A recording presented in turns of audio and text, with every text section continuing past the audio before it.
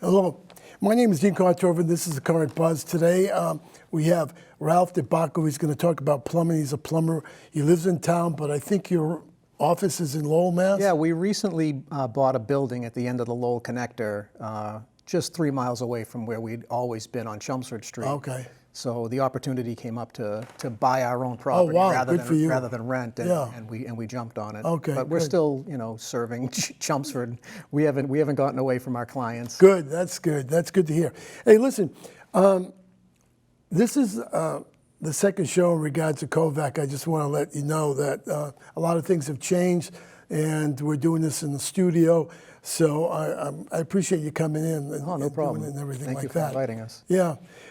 Being a plumber in Massachusetts, what does it take? I mean, what do you have to do? I know there's codes that you have to follow. Oh, yeah. Is it federal codes and state codes? No, it's a state code, and we also follow the National Fuel Gas Code for natural gas and propane as well. But it's a long process. It's 5 years of night school and 5 years of full-time apprenticeship that you have to go through. My son is just starting that now. He just recently graduated, and he's just starting Tier 1 of the Massachusetts plumbing program to become a licensed plumber. Right. Okay. So can you go to the Voc school, the one, Neshoba Voc or something like that? Neshoba has a program. I myself grew up in Lexington and went to Lexington Minuteman.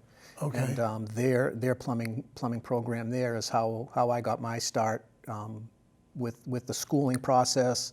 A lot of your code classes that you're required by the state are taken care of during your time in the vocational schools.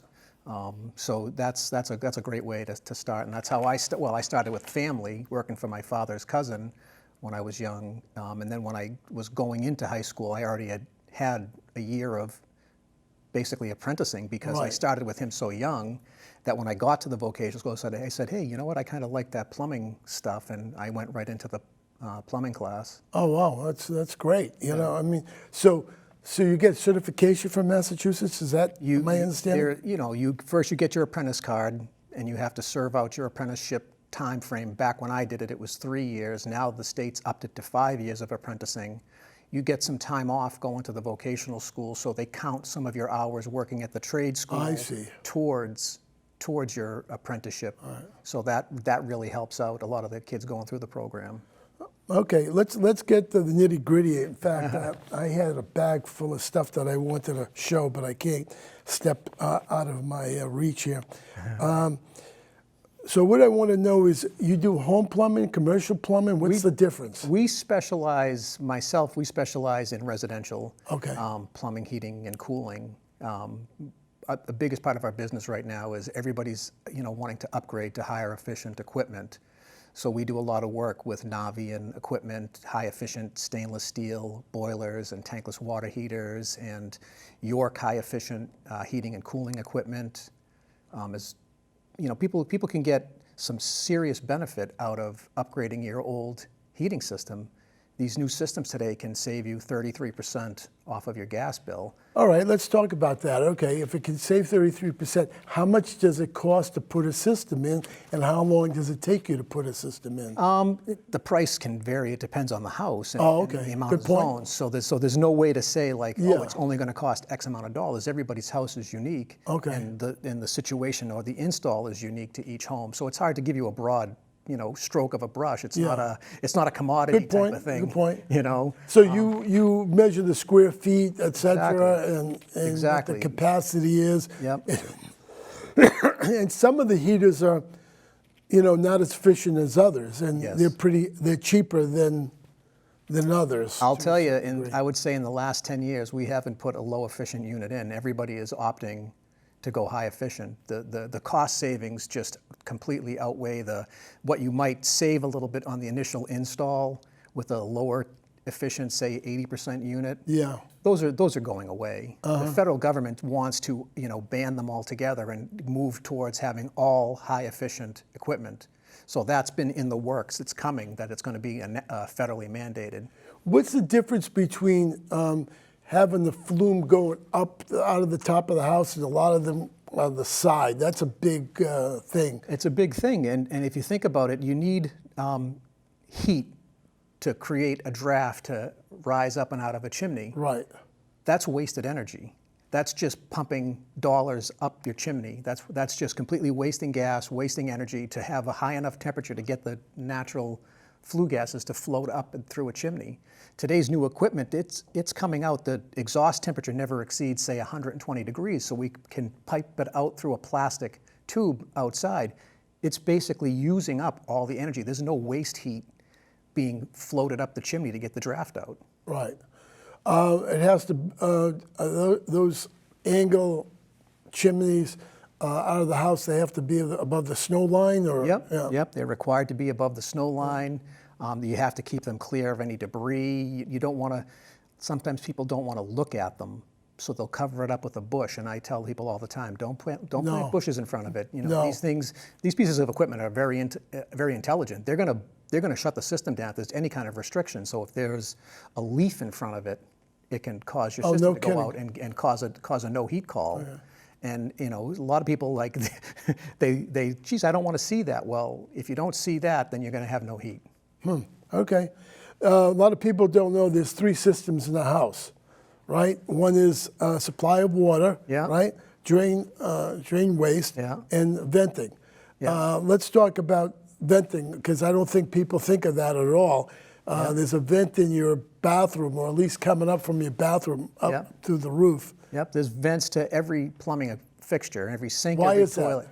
Well, you don't want the sewer gas smell coming in. Okay, got it. And without a vent, it would be like if you took a bottle of soda and tipped it upside down, it's going to go glug, glug, glug, glug. But if you poked a hole in that bottle at the top, it's going to whoosh right out.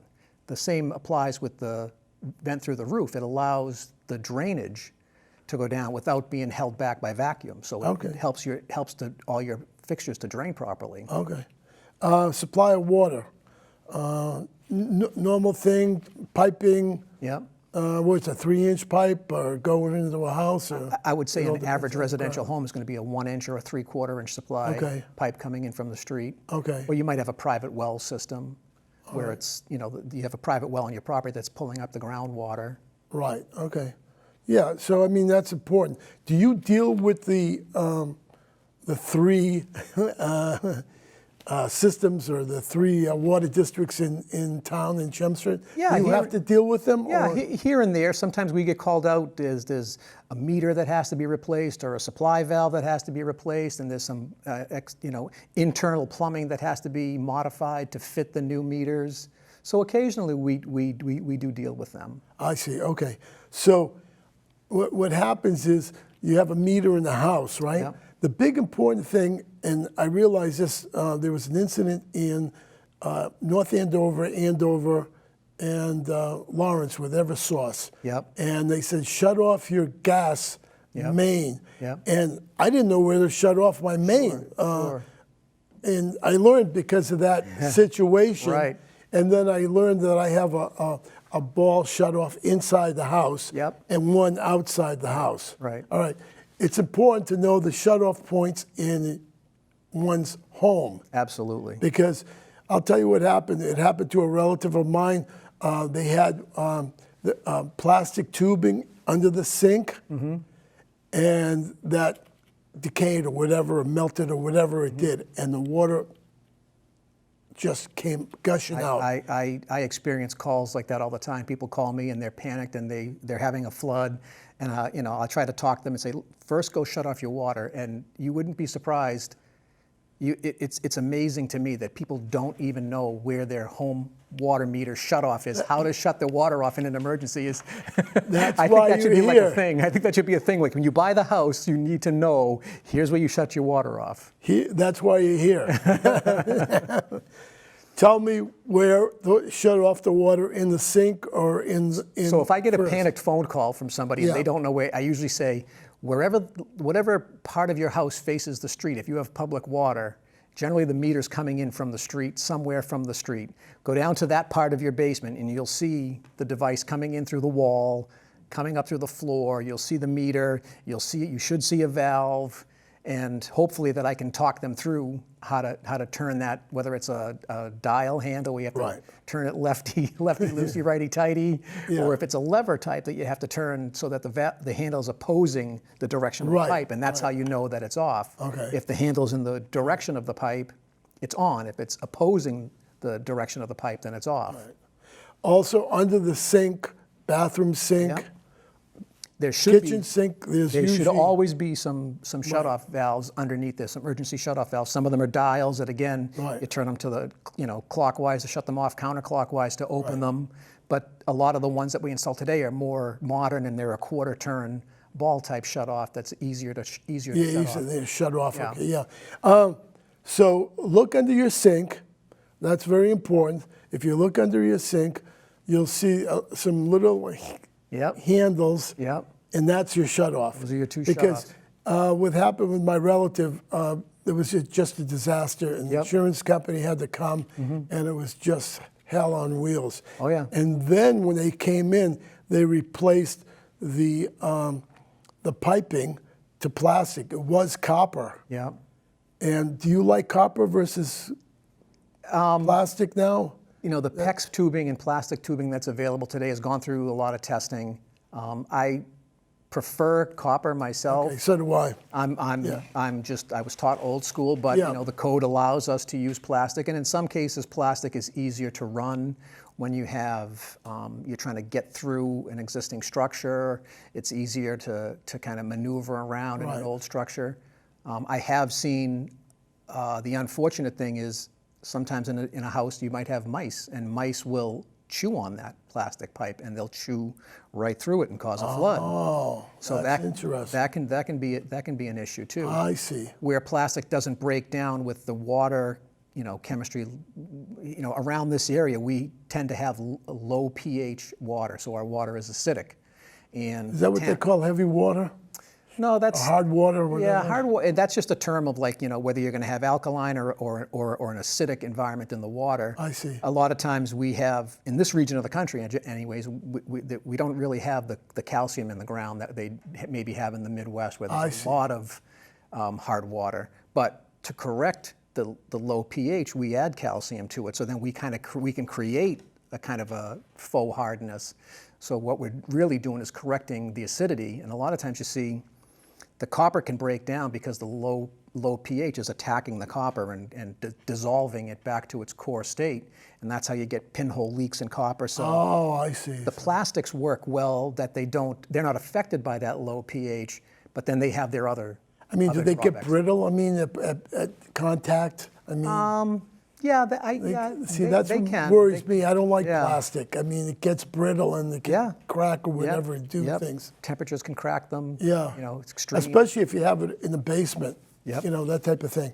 Another thing I wanted to get, a normal thing in life is the water heater. Yep. Look at your water heater and see if it's leaking on the bottom. Yep. Do you have to drain your water heater? Is it advisable to drain it is. it? A lot of the manufacturers recommend that you drain off the sediment out of the bottom. If you think about it, you have a burner underneath your water heater, and it's like a kettle on a stove. Well, now imagine you're trying to boil pasta, but it's full of sand. That dirt, rust, and silt and sand that can come in from the water supply acts as insulation. So what the manufacturers want you to do is to drain off a couple of buckets worth to get that sediment out of the bottom. I see. So that it keeps the water heater able to heat the water more efficiently. How can you tell that there's a deficiency in your water heater? I mean, is it less hot water? When should it? When should it be changed? What's the lifespan? Well, of water? in town here, I would say I see an average of 7 to 10 years. Wow, okay. Of a steel water heater lasting before they have to be replaced. Right. The steel breaks down over time. The acidity breaks through. There's a sprayed-on glass-like liner inside of the steel tank, but over time that starts to break down. And then once the oxygen and the water can get at the steel, it's a short road to it, rupturing. I know when I had my water heater or my heater, they wanted me to pour chlorine into it every year or something like that, Chlorix or whatever. There's been times, especially if you have a private well system, where bacteria comes in, and it'll actually breed in that hot water inside of the tank, and it can create a lot of problems.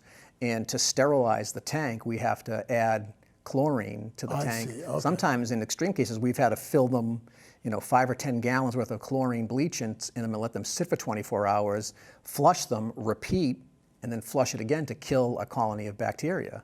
Oh, wow. And then there's a lot of things you have to do to the water coming in to stop that bacteria with filtration, pH neutralizers, UV bacterial killing lights. So there's a whole series of things. Do a lot of people have filters on their homes? I mean, is that common? Everybody should have a filter. Oh, if you want to know if you should have a water filter on just open your toilet lid and look inside your toilet tank. If it's full of sand and silt and dirt and cruddy looking, that's what's coming in. You don't want to be drinking that without a filter. Yeah, and you want to protect all of the plumbing fixtures. Occasionally, I'll pour chlorine in the tank. That's actually bad because is it? that'll break down the rubber seals inside of your toilet. So we'll be out sooner than later to fix that leaky toilet for you. Yeah. Oh, okay. I'll give you a call. So water heaters' lifetime in this area are 7 to 8 years, even though the book says 10. Yeah, maybe 15. A standard water heater has a 6 to 10 year warranty, depending on what warranty you purchase. The new modern stainless steel high efficient tanklesses that we install have a 15-year life cycle. They have a 15-year warranty on the stainless steel heat exchanger. Right. Far more efficient at making hot water and endless hot water. All right. When should someone change their heating system? I mean, what's the shelf life? The average roughly? life cycle we see is about 20 years on a home heating system. So you better check your heating system because you may need to change it before this winter. You should. The manufacturers recommend annually having your heating and cooling system, like your cooling system in the spring before the AC season, and in the fall, right around September. Now we start scheduling service checks on heating systems. We want to make sure that they're going to start when you first turn that thermostat on. We want to make sure that the combustion is safe, that there's not high carbon monoxide, that there isn't a crack in your heat exchanger that's going to cause carbon monoxide poisoning. So we want to check all of those things, and we can also check what efficiency it's at. I see. With our combustion analyzer. We have your number and we have your company, so I just want to give you a little credit there. Washing machines, they have this piping to the water, hot water. What do they call that? Piping? Just the hose, the hose. water hoses to the machine. If you have a plastic water hose, get rid of it. There's a metal hose that you could buy at Home Depot for what, $10? Yeah, you want to have some good quality stainless steel. Stainless, it's a metal flex. I have one over here, but it's in my bag. Yeah, they're far less likely to rupture. And what happens is if you don't change it, and it breaks, and you're not home, the basement will flood. I have literally been in clients' homes doing something else and said to them, you might want to change those washer machine hoses. Okay, yeah, we'll take care of that. And while we're upstairs settling the bill, it's popped. You're kidding me. While I was in the house. You're kidding me. And I ran downstairs and shut the main off and said, do you want me to change these now while I'm here? Right. I literally had that happen. Yep. Just check. Don't rubber hoses. That's over. Especially in your sink, right?